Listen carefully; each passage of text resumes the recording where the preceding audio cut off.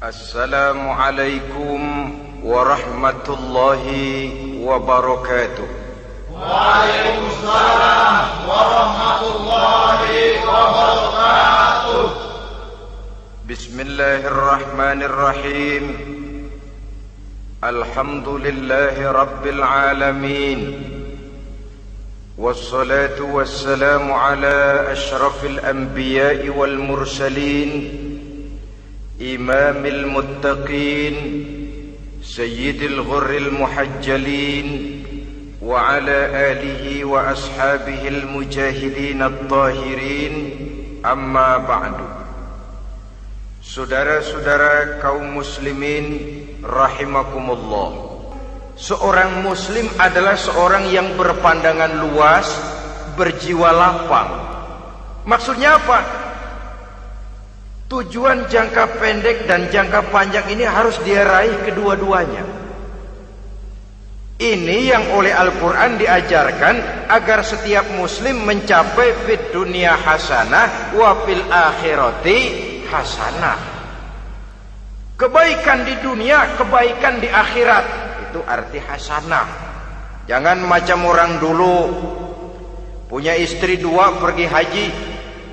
Yang satu yang muda istrinya namanya Hasanah, yang satu namanya Khadijah.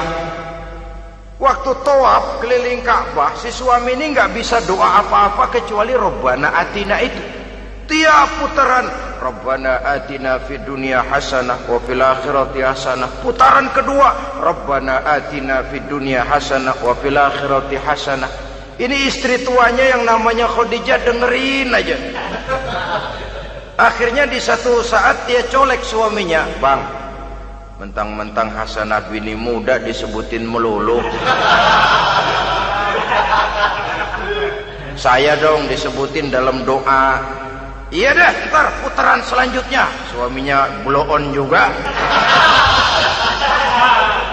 Putaran kedua dia baca Rabbana Atina fid dunya hasanah wa fil akhirati Khadijah.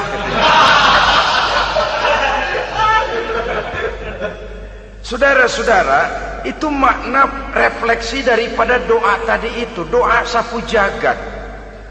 Kita ingin fid dunya hasanah wa fil akhirati hasanah. Tujuan jangka pendek dunia tercapai, tujuan jangka panjang akhirat dan ridho Allah juga tergapai. Oleh sebab itu Al-Quran menjelaskan, wabtaghi fima atakallahu ad-daral akhirah wala tansa nasibaka minad dunya. Dengan karunia yang diberikan Allah kepadamu, carilah bahagia akhirat. Wala tansa nasibaka minad dunya, tetapi jangan lupakan bagianmu dalam kehidupan di dunia ini. Cari akhirat, utamakan akhirat dengan tidak usah melupakan jatahmu di dunia. Kenapa saya katakan seorang muslim berjiwa besar? Sebab andai kata dia gagal mencapai tujuan jangka pendek, andai kata dia gagal di dunia, dan dia oleh Islam diajarkan jangan sampai gagal, tapi andai kata dia gagal, dia masih punya tujuan jangka panjang, akhirat dan ridho Allah. Dia masih bisa menghibur diri, biarlah di dunia kita sederhana, bahkan biarlah susah di dunia, asal di akhirat kita bahagia. Orang yang tidak punya pandangan hidup semacam ini, sorgalah dunia ini. Segalanya telah tertumpu di sini. Bila umurnya selesai, ajalnya datang, selesai sudah sorganya sampai di situ, dan dia tidak punya pengharapan lain di belakang itu. Maka seluruhnya bertumpu pada kehidupan di dunia. Padahal dunia seperti air laut, makin diminum makin haus, makin kering tenggorokan. Dunia yang diperturutkan menyeret manusia ke dalam lingkaran setan, terjebak dalam sifat yang namanya tamak bin rakus alias serakah.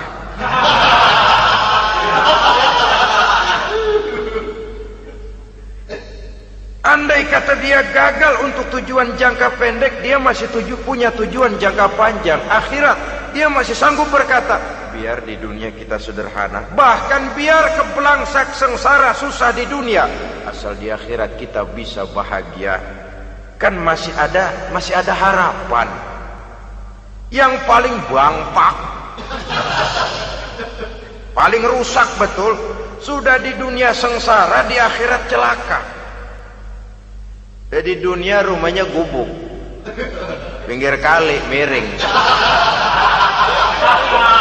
asal hujan bocor, utang selebar warung. Bayang kagak, ngaji enggak, puasa enggak, saban malam merit mulu. Saudara hadirin yang saya hormati, lalu kapan mau bahagia kalau sudah di sini susah, di sana akan susah juga. Ini yang pertama, seorang muslim, seorang yang optimis, berjiwa besar, luas pandangan. Kegagalan dia dalam jangka pendek tidak menyebabkan dia melupakan tujuan jangka panjang.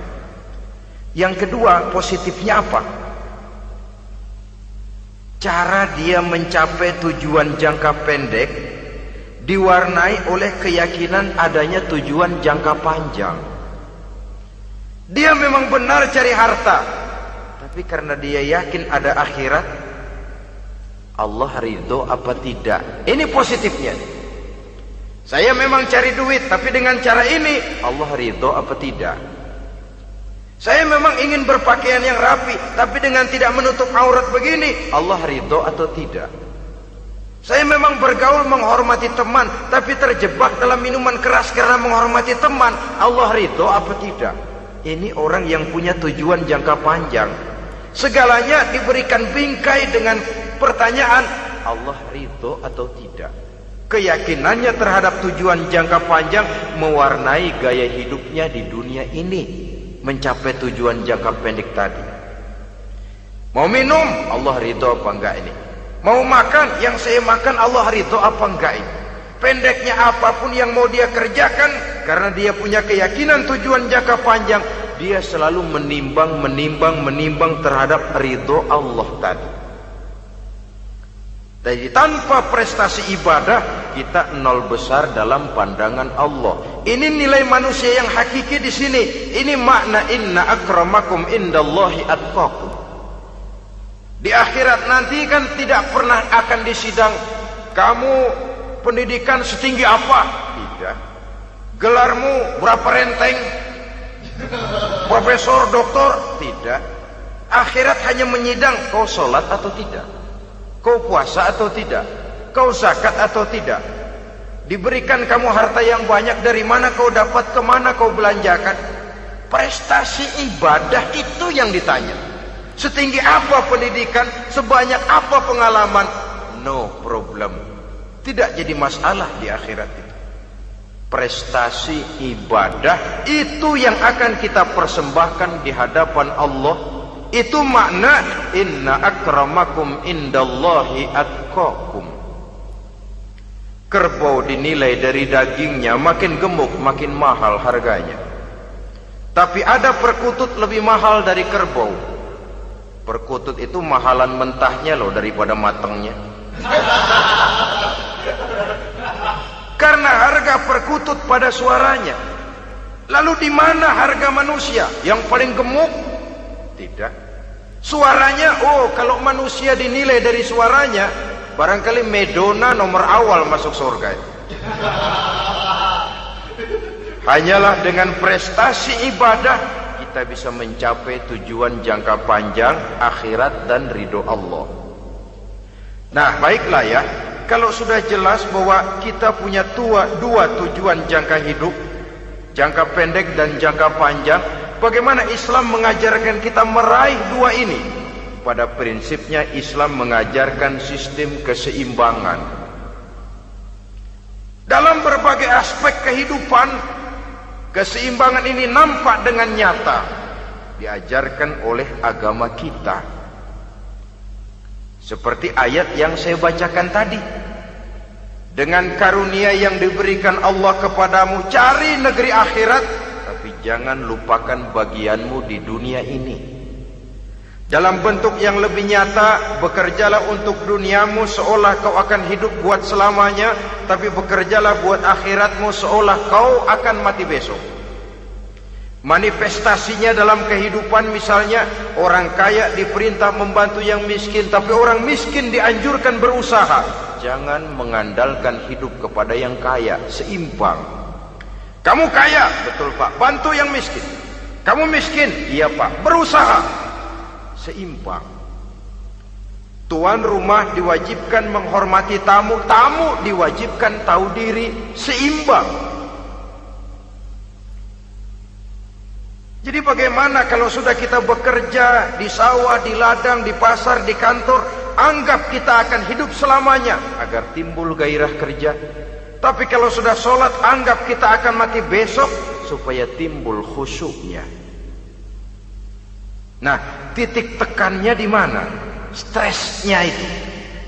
Walaupun Islam mengajarkan sistem keseimbangan, tapi Al-Quran tetap menggarisbawahi walal akhiratu khairul laka minal, bahwa bagaimanapun seimbangnya, akhirat itu lebih utama daripada dunia. Bagaimana implementasinya? Kata orang-orang tua, kalau kita menanam padi, rumput pasti tumbuh, tapi nanam rumput jangan mimpi tumbuh padi. Maksudnya apa? Kalau satu perbuatan kita niatkan karena Allah, dunianya pasti ikut. Tapi kalau satu perbuatan diniatkan karena dunia semata-mata, akhirat akan hilang. Sebab itu, biasakanlah berbuat sesuatu baik untuk tujuan jangka pendek, lebih-lebih untuk tujuan jangka panjang, dengan motif lillahi ta'ala. Jadi saya ulangi, satu perbuatan kalau sudah diniatkan karena Allah, dunia biasanya ikut. Tapi kalau diniatkan karena dunia semata-mata, akhirat akan luput. Padahal itu titik tekannya, walal akhiratu khairul laka minal ula. Saudara-saudara kaum muslimin rahimakumullah, ini tujuan hidup.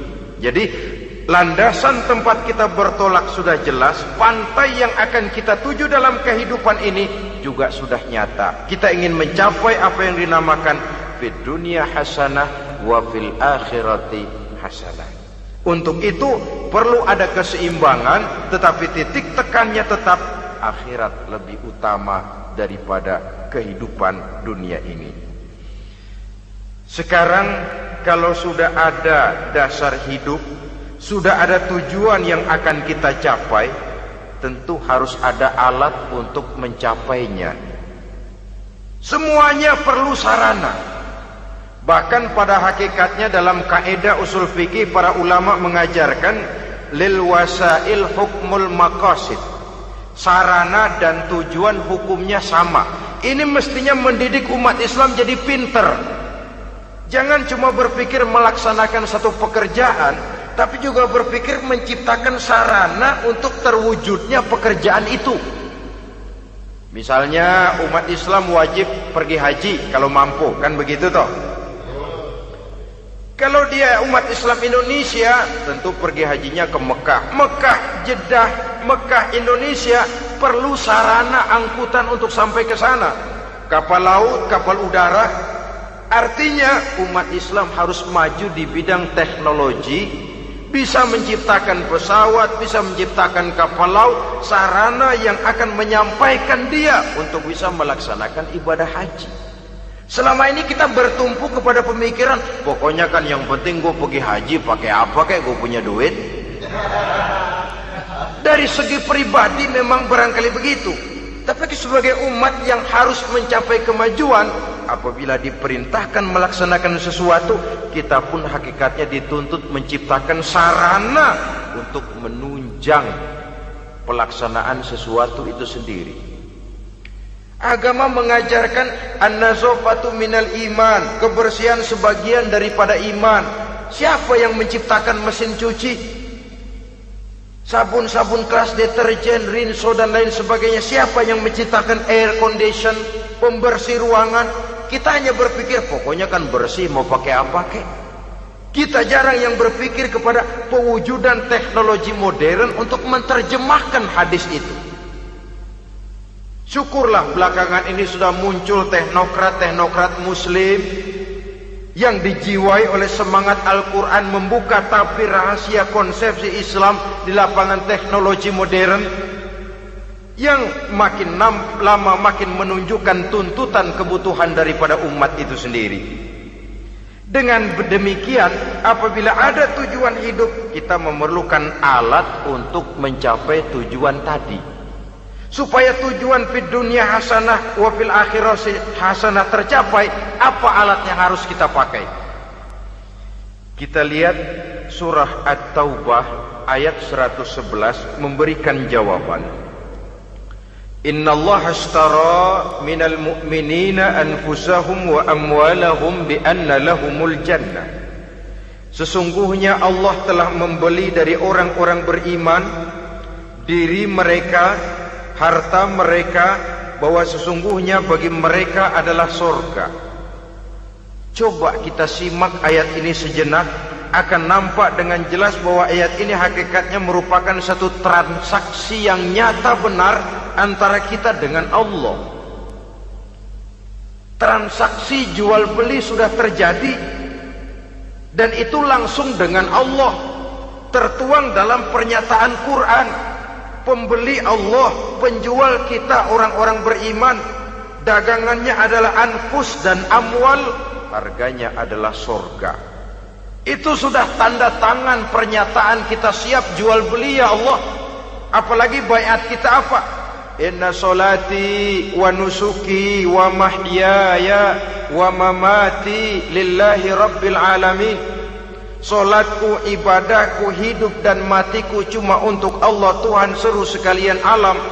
Minimalnya 5 kali sehari semalam baiat ini kita ulang dan kita ulang. Kenapa lalu kita tidak konsekuen?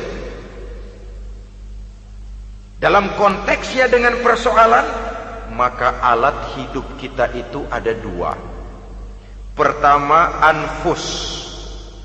Ini bentuk mufrad dari jamaknya, bentuk jamak dari mufrad nafsun. Biasa diterjemahkan dengan diri. Yang dimaksud dengan diri adalah kepribadian. Yang dimaksud dengan kepribadian ialah kekayaan yang kita miliki dalam kepribadian kita. Artinya bisa tenaga, pikiran, konsep, gagasan, wewenang, ide, pangkat, jabatan, kemampuan, keahlian, skill, itu semuanya masuk ke dalam anfus, diri. Sedangkan amwal bentuk jamak dari mufrad malun, biasa diterjemahkan dengan harta. Pengertian di sini ialah seluruh bentuk-bentuk materi yang berada di bawah kekuasaan kita. Bisa rumah, bisa uang, bisa tanah, bisa kebun, bisa pabrik, bisa peternakan, itu semuanya amwal. Nah, baik anfus maupun amwal, diri, tenaga kek, pikiran kek, harta kek, pangkat kek, jabatan kek, wewenang kek, keahlian kek, untuk tujuan jangka pendek harus jadi rahmah bagi lingkungan. Untuk tujuan jangka panjang harus menunjang jalan menuju ridho Allah. Jadi kalau pangkat kita menjauhkan kita dari ridho Allah, itu bukan nikmat tuh, azab. Punya pangkat bukan melakukan kebaikan, malah melakukan kejahatan, setidak-tidaknya berdiri di belakang kejahatan, melindungi perbuatan-perbuatan munkar. Dalam kelas kakap melindungi korupsi, dalam kelas teri jadi backing tukang koprok. Umpamanya itu sudah menyalahi. Alat tidak digunakan untuk mencapai tujuan, itu untuk tujuan jangka pendek. Lalu amwal, harta, uang, tanah, rumah, kebun, untuk tujuan jangka pendek harus menjadi rahmah bagi lingkungan. Sedang untuk tujuan jangka panjang baik diri maupun harta, harus menunjang jalan menuju ridho Allah, harus meningkatkan prestasi ibadah kita kepada Allah Subhanahu wa ta'ala. Malah yang namanya amwal ini tanggung jawabnya lebih berat loh saudara. Kalau saudara diberikan ilmu, sidang akhirat cuma satu, ilmumu kau amalkan untuk apa? Saudara diberikan umur panjang, pengadilan akhirat cuma bertanya satu, umurmu kau habiskan di mana? Tapi saudara diberikan harta, pertanyaan akhirat dua, hartamu kau dapat dari mana? Kau belanjakan kemana? Dari mananya dan kemananya ditanya, depan belakang. Wah, kadang-kadang kan ada orang hartanya didapat dari jalan yang halal, dibelanjakan di jalan haram. Kerja peras keringat banting tulang setengah mati, begitu dapat duit beli buntutan, muter-muter kertas cari kode. Didapat dari jalan halal, dibelanjakan di jalan haram. Atau didapat dari cara yang haram, dibelanjakan di jalan yang baik. Menang judi, nyumbang pesantren. Nabi mengajarkan innallaha thayyibun la yaqbalu illa thayyib. Allah itu baik dan hanya menerima yang baik-baik saja. Tidak bisa mencuci kain dengan air najis. Kain akan tetap kotor. Saudara-saudara kaum muslimin rahimakumullah. Oleh karenanya masalahnya terpulang kepada kita, pandai-pandailah membagi orientasi. Suatu saat tenggelam kita dalam kesibukan dunia dan seluruh isinya untuk mencapai tujuan jangka pendek. Lain saat tenggelam kita memfanakan diri untuk mencapai tujuan jangka panjang, akhirat dan ridho Allah. Karena kehidupan ini bukan berjalan tanpa batas. Umur ini bukan satu karunia tanpa pertanggungan jawab. Satu saat setuju atau tidak, rela atau terpaksa, kita akan sampai kepada garis finish daripada perjalanan kehidupan dunia ini, yang memang merupakan satu perjalanan panjang, a walking tall, kata orang Kulon. A walking tall, satu jalan yang demikian jauhnya. Entoh kita akan sampai ke garis finish. Bila datang ajal, senja kehidupan datang, malam menyelimuti. Datangnya tidak pernah kita sangka, tapi sekali dia datang, tidak satu kekuatan yang bisa menolak. Kehadirannya tidak pernah kita harapkan, tapi satu kali dia datang bertamu, pasti terjadi. Dan itu pasti akan kita temui. Alangkah malangnya pada saat kembali itu datang, kita tidak punya prestasi ibadah. Lalu apa artinya prestasi dunia? Apa artinya tujuan jangka pendek kalau kita harus kehilangan tujuan jangka panjang? Rumah kita yang besar, pangkat kita yang tinggi, harta kita yang banyak, bisakah menolong kita untuk kalau sudah kumpul di padang mahsyar nanti? Malaikat, jangan gebugin saya, rumah saya harga 2 miliar.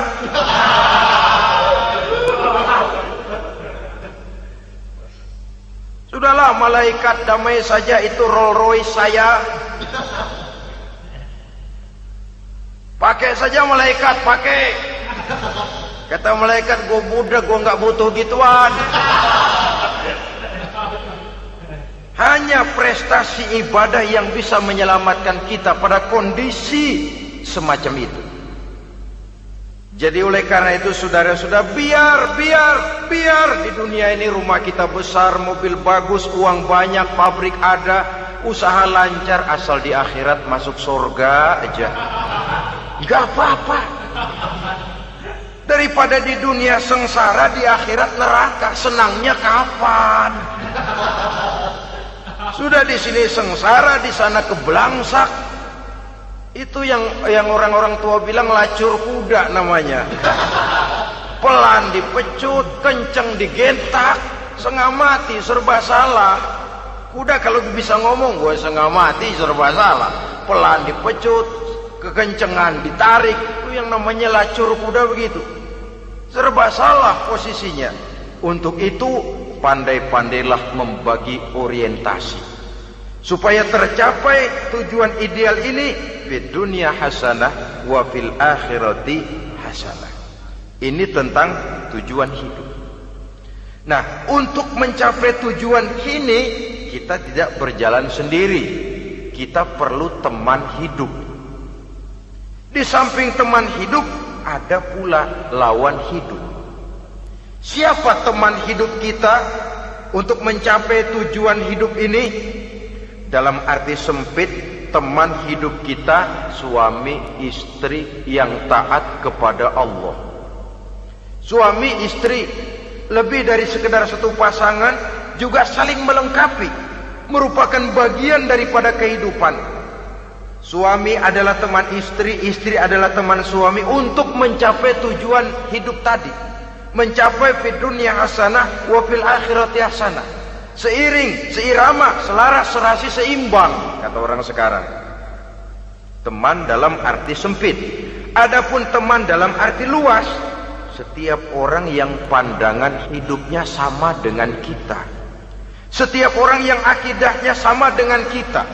Terlepas dari suku bangsa apapun, warna kulit apapun, bahasa apapun, jikalau keyakinannya sama, pandangan hidupnya sama, dia adalah saudara kita dalam artian yang luas. Islam tidak kenal teritorial, maka tidak ada itu Islam Jepang. Ya walaupun secara formalnya ada, tapi informal Muslim adalah Muslim, diikat dengan akidah. Itu teman hidup. Lalu lawan hidup siapa? Pertama iblis, dalam segala bentuk dan implementasinya. Yang kedua, setiap orang yang pandangan hidupnya tidak sama dengan kita secara ideologis, itulah lawan hidup kita. Maka yang teman jadikan teman, yang lawan jadikan lawan.